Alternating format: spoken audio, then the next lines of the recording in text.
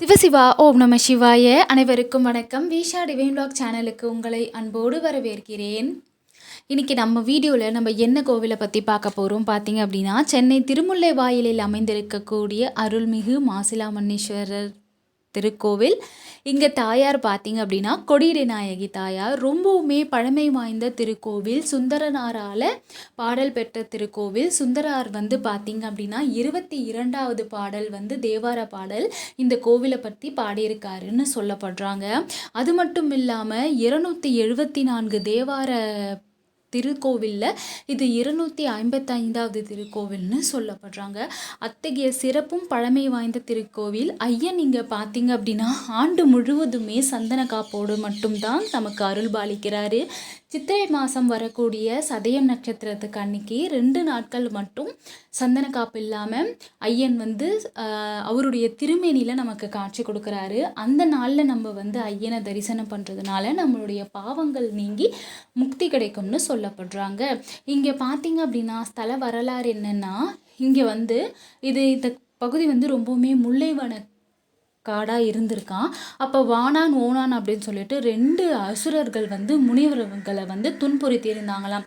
அதை கேள்விப்பட்ட தொண்டை மாமன்னர் பார்த்தீங்க அப்படின்னா அவருடைய படைகளோடு அசுரர்களை போரிட்டு தோற்றுட்டு திரும்பி போகும் பொழுது யானை மேலே போயிருக்கிறாரு. அப்போ யானையுடைய கால் அந்த முல்லை கொடிகளில் மாட்டி சிக்கி இருந்துச்சு. உடனே யானை மேலே இருந்துட்டே மன்னர் அந்த கொடிகளை வெட்டி இருக்கிறாரு. அப்போ ஒரு இடத்துல அவருடைய கத்தி படும் பொழுது ரத்தம் பீறிட்டு வந்திருக்குது. என்ன பண்ணுறதுன்னு சொல்லிட்டு உடனே யானையிலேருந்து கீழே இறங்கி தோண்டி பார்க்கும் பொழுது அங்கே சுயம்பு மூர்த்தியாக நம்மளுடைய ஐயன் காட்சி கொடுத்தாரு. உடனே என்ன பண்ணுறது அப்படின்னு சொல்லிட்டு தெரியாமல் மன்னர் தன்னுடைய வாளை எடுத்து அவருடைய தலையையே வெட்டிக்க போகும் பொழுது நில் மன்னா அப்படின்னு சொல்லிட்டு ஐயன் தோன்றி அவருக்கு காட்சி கொடுத்துருக்காரு.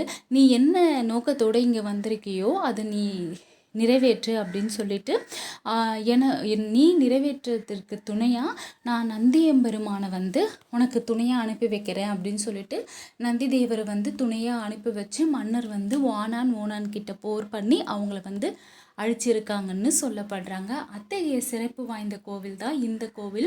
அதனால இங்கே இருக்க நந்தியம்பெருமான் அசுரர்களை அழிச்சதற்காக மன்னனுக்கு துணையாக போனதுனால சுவாமியை பார்த்தபடி அவர் இருக்க மாட்டார்.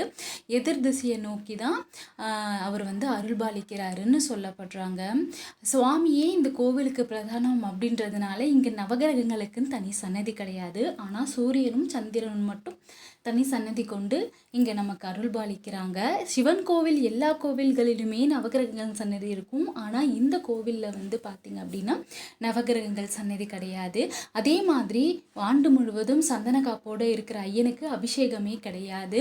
அவருக்கு அபிஷேகம் இல்லாததுனால பாதரசத்தினால ஒரு லிங்கத்தை தனி சன்னதியில் வச்சு பூஜிக்கிறாங்கன்னு சொல்லப்படுறாங்க. ரொம்ப ரொம்ப அமைதியான சிறப்பு வாய்ந்த திருக்கோவில். சக்தி வாய்ந்த ஐயன். நீங்கள் என்ன நினச்சி வேண்டுனீங்க அப்படின்னாலும் ஐயன் நமக்கு சீக்கிரமாக நிறைவேற்றி கொடுப்பாங்க. ரொம்ப ரொம்ப பாசிட்டிவ் வைப்ரேஷனான கோவிலுங்க இந்த கோவில். தாயாரும் கிழக்கு திசை பார்த்து நமக்கு காட்சி கொடுக்குறாங்க. அவ்வளோ அழகாக இருப்பாங்க தாயாரும் சரி ஐயனும் சரி, அவ்வளோ அழகாக காட்சி கொடுப்பாங்க.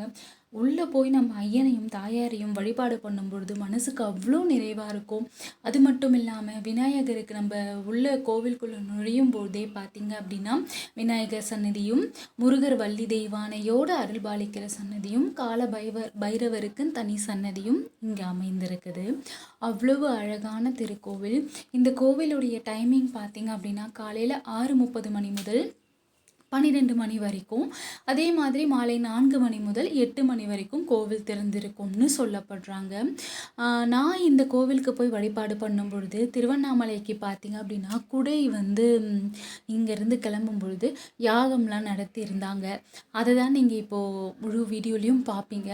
நான் அந்த தரிசனம் பண்ணிருந்தேன். ரொம்பவுமே பிளஸ்டாகவும் டிவைனாக ஃபீல் பண்ணியிருந்தேன்.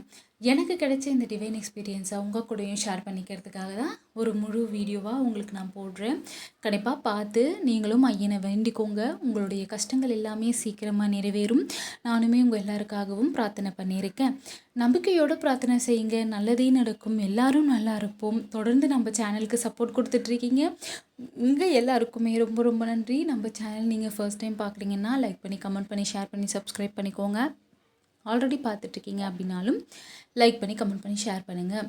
வேறு ஏதாச்சும் வழிபாட்டு முறைகளோ இல்லை கோவில்களை பற்றி நீங்கள் தெரிஞ்சுக்கணும் அப்படின்னு நினச்சாலுமே கண்டிப்பாக கமெண்ட்டில் சொல்லுங்கள். நாங்கள் உங்கள் எல்லாருக்காகவும் எடுத்து போடுறோம். எங்கள் வீடியோவில் ஏதாவது திருத்தம் பண்ணி போடணும் அப்படின்னாலும் கண்டிப்பாக கமெண்ட்டில் சொல்லுங்கள். நம்பிக்கையோடு பிரார்த்தனை பண்ணுங்கள், நல்லதே நடக்கும். எல்லாரும் நல்லா இருப்போம். கண்டிப்பாக நீங்கள் திருமுல்லை வாயில் வந்தீங்க அப்படின்னா ஐயனை தரிசனம் பண்ணுங்கள். அதே மாதிரி பச்சையம்மன் கோவிலும் இருக்குது, அங்கேயும் தரிசனம் பண்ணுங்கள். உங்கள் பிரார்த்தனையெல்லாம் சீக்கிரமாக நிறைவேறும். எல்லாரும் நல்லா இருப்போம். நன்றி. சிவசிவா.